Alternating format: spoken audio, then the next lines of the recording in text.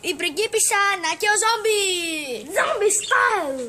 Σήμερα θα σας μάθουμε μία πάρα πολύ ωραία φάρσα.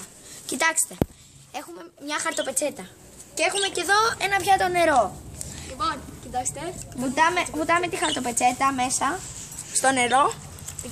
Την κάνουμε μπαλάκι. Την κάνουμε μπαλάκι Και πετάμε στους ανθρώπους. και μετά τη στραγγίζουμε Για να κάνουμε λιόντρι σαν και μετά περιμένουμε να περάσει κάποιος. Κοιτάξτε, βάλτε.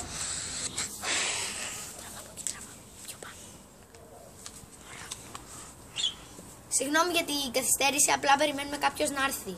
Για να μας κάνετε και πολλά like και πάρα πολλά subscribes. Yeah!